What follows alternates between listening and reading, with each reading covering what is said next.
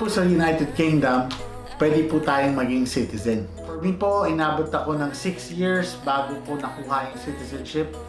Yung mga pamilya po natin pwede rin. For example, my wife, nung pagdating niya dito, took her just 5 years and then naging citizen na rin siya. With regards to your family, kung dadalhin niyo po yung mga anak niyo, they too can become citizens as well. Obviously, they would have to follow a certain process as well.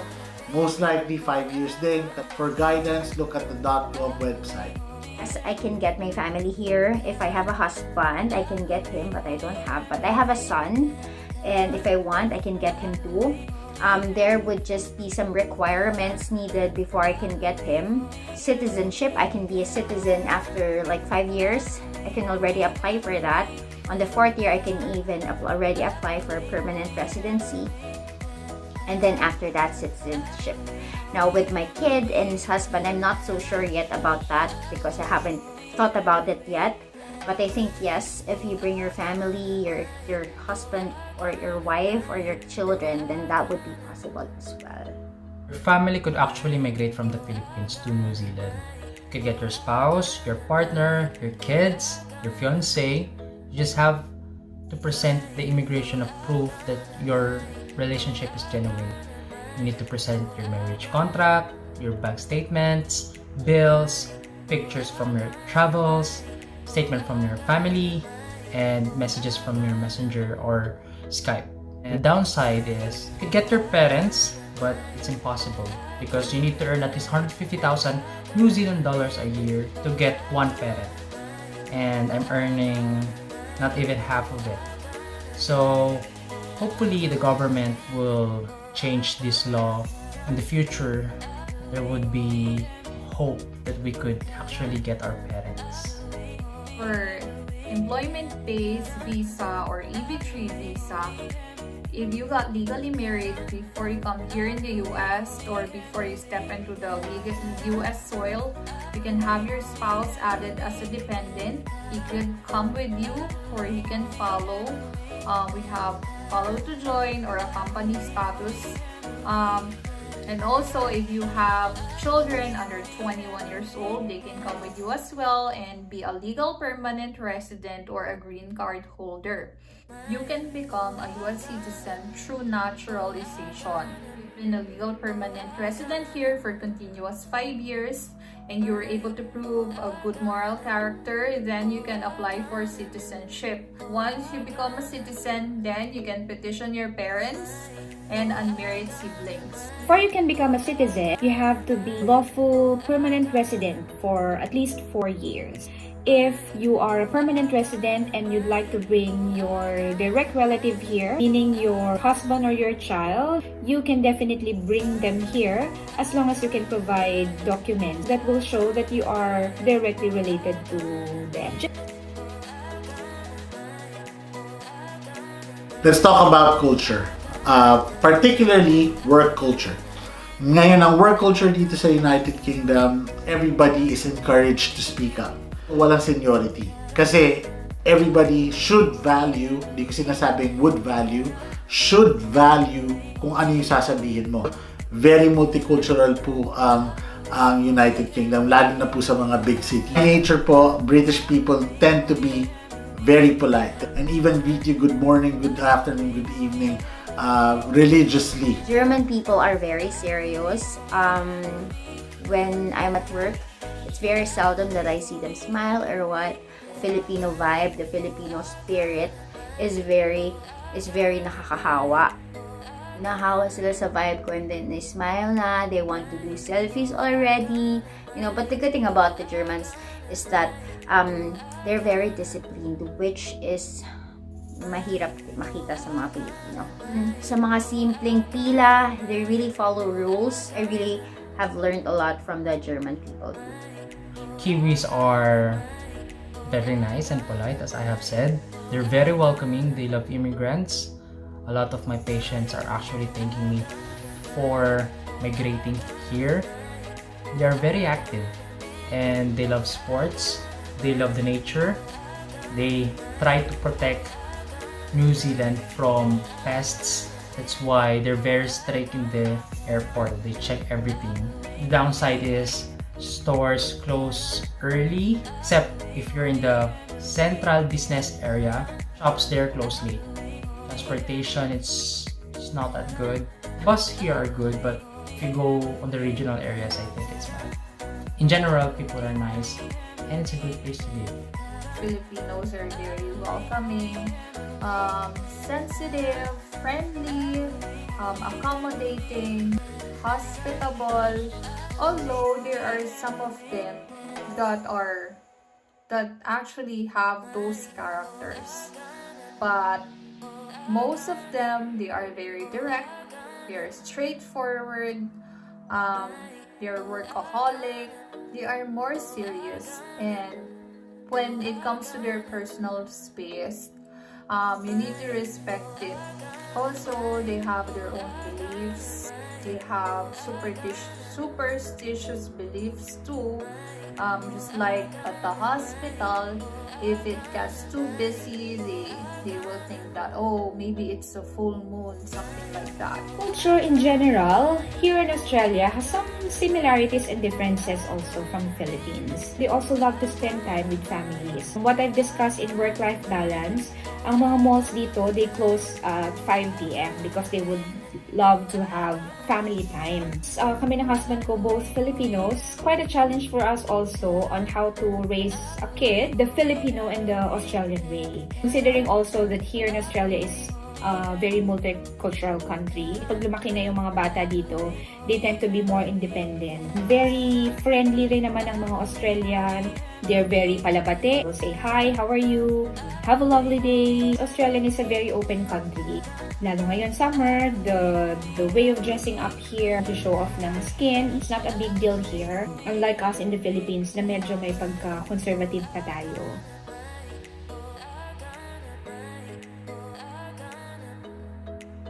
Talk po tayo with regards to cost of living dito sa United Kingdom. Hindi po mayaman ang mga nurses dito sa United Kingdom. Hindi rin kayo maghihikahos kung nurse kayo dito sa United Kingdom. So, ang sagot dyan, sakto lang. Yan po ang katotohanan dyan.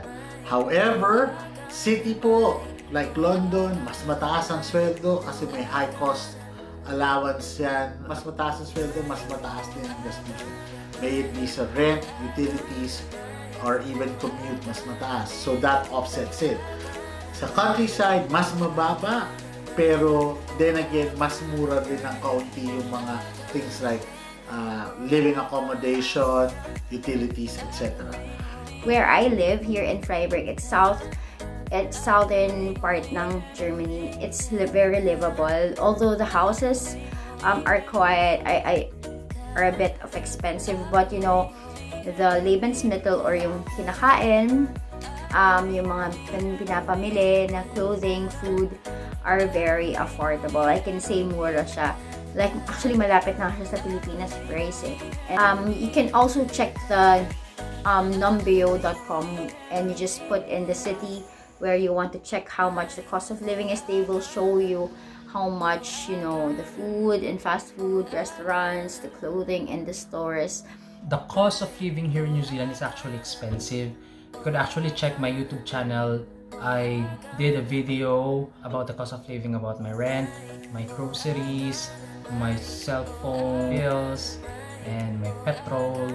So yeah, it's expensive, but the salary is good, so it's just equal. But at least I'm still saving a lot of money for my future. Especially, I could still send money back to the Philippines. Cost of living is relevant to where am I right now. As I've said on our first video, I'm here in North Dakota, in a small town. It has a low cost of living compared to other states. So, for example, want a range of $1,800 per cut-off, and for example, your house is $450 per month here. Our house is $450 per month, and our grocery would usually range for $100 for 2 weeks. Tama lang siya. compared to what I'm earning right now. So, Currently, we are staying here in Sydney, which is considered one of the most expensive city to live. But it still depends on each person or each family's spending habit. Kami ng husband ko, we still believe na it's still best to maintain a simple and frugal lifestyle. Although, it's not bad naman time to time, you get to spend something for food or you want to buy something or travel to a new place. What's important is you have a budget and track your expenses. So make sure you watch the video which we have discussed the usual expenses here in Australia.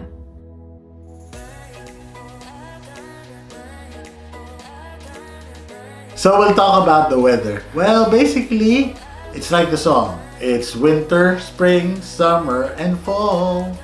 So, with all those 4 seasons, para sa akin, the advantage of that is that there's a reason for you to change your wardrobe. You always look forward to something new every 3 or 4 months or so. However, meron din pong history ang United Kingdom for having what we call a wet summer. Wet spring din yan, or minsan you could have a wet autumn as well.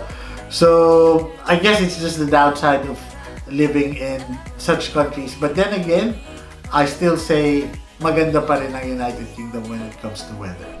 You know, Germany is part of Europe. It's 4 seasons. So, merong winter, may autumn, may spring, and summer. Winter, it's always gloomy. The night comes early at 5 p.m. or 4 p.m. It's already dark outside. It's nice then because winter is cold. If you see snow, it's very beautiful too for pictures as well, and very relaxing for the eyes too. And yun lang, but my most favorite season is autumn and spring because chill. Weather here varies from North Island to South Island. South Island tends to be cold and windy. North Island is warmer and temperate compared to the South Island. The winter here is not that bad.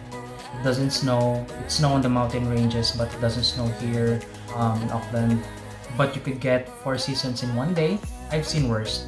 We still get a lot of sunshine, so that's good. It's good for your mental health. Actually enjoying the weather here. It's actually summer, and yes, it's hot.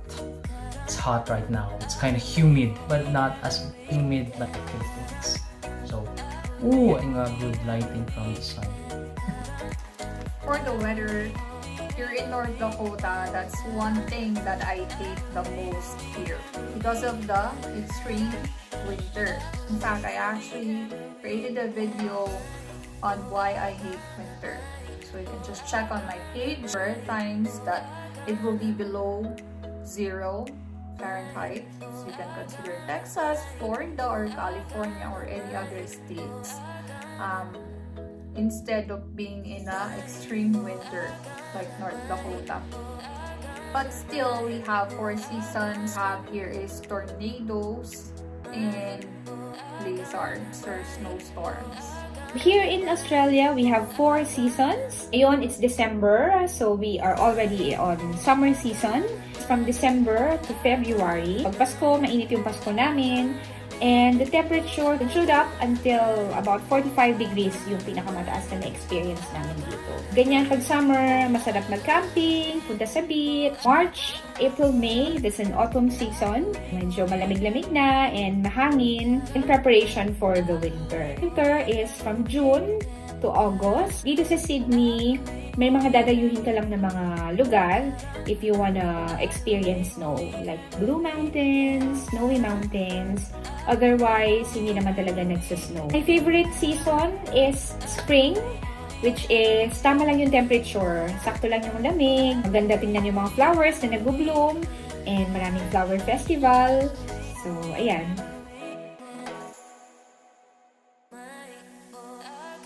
In regards to retirement dito sa United Kingdom, would I retire here? Ang sagot ko po, oo. Now, healthcare po dito sa United Kingdom is free. The NHS. So, pag pumatanda po tayo, lalong dumadami yung sakit, hindi ko na kailangan isipin yung ganon, yung healthcare, kung magkano yung babayaran ko. We'll talk about buying a house naman dito sa United Kingdom. Afford ba ng isang nurse makabili ng bahay dito sa UK? Ang sagot ko po, pwede naman talaga. Obviously, you have to set your expectations to not a minimum level but to realistic levels. But kung kaya naman po ba sa sweldo ng nurse mag-mortgage dito, kaya naman po. Basta marunong lang mag-manage ng finances. Okay, so is retiring an option for us nurses here in Germany? Of course, yes, because every month one of the taxes or one of the insurances that we pay is what we call the Renteversicherung. It's like the pension, and of course, if you get old and you're retired, you get money from the government, of course, and the services from hospitals are also free. Now, when it comes to mortgages, if you wanna get house. You can do that, it's possible as well, but houses here in Europe are kind of expensive, and if you live here, hindi uso yung bumibili ng bahay, more on the rent homes. Yes, retiring in this country is actually an option because first of all, New Zealand is one of the safest country. The gun laws here are strict, especially what happened last March in Christchurch. Just seeing that the Prime Minister is well loved here in this country and she's really is a good leader. New Zealand is actually close to the Philippines, about 9 to 10 hours flight. The Kiwis are very polite and nice. They're very welcoming. There's a lot of Filipinos in New Zealand, and if you love different types of food, especially if you crave for Asian foods, there's a lot of Asian foods here in New Zealand. The downside is houses are actually expensive, especially here in the Auckland area. You need at least 500 to 1 million New Zealand dollars just to buy a house, depending on the size and the area in Auckland. That's why a lot of Filipino nurses are actually moving to Australia, because the pay there is higher and the houses are actually cheaper. For retirement, actually, yes, it's an option. Your the taxes that you're paying for your social security tax will actually go into a trust fund that will benefit those people that are currently retired. You can actually apply for retirement benefits once you are at least 61 years old or close to 62 years old. We have Medicare here also. Medicare are for those who are 65 years old or older. Some of the employers offers 401k retirement plan. Registered nurse, you can actually apply for mortgage loan for a housing that will cost for up to $200,000. Texas, it has affordable houses. Us, kami ng husband ko, we would like to retire here. Although, of course, hindi naman namin kakalimutan yung Philippines. At saka, we would like Marshall to know the culture of Philippines as well. Australia is a good place to retire. If you already started working, your employer will pay you a certain percentage for your retirement fund. That's what we call superannuation. Some sort of a retirement fund that when you reach a certain age, I think about 55, you are permanently retired from work. You have the right to access the superannuation fund or yung retirement fund. And another good thing here is the healthcare system. We have what we call Medicare. That's one of the benefits of being a permanent resident or a citizen here. We have free checkups, free hospitalizations in public hospitals. Also, education is free in public schools for primary and secondary. If you're thinking of buying a property with the nurse's pay, which is considerably good, yes, it is possible. It also depends on each person or each family's budgeting and expenses. Bear in mind as well that the properties also varies depending on the location. So the more you are near to the city, the more expensive it is.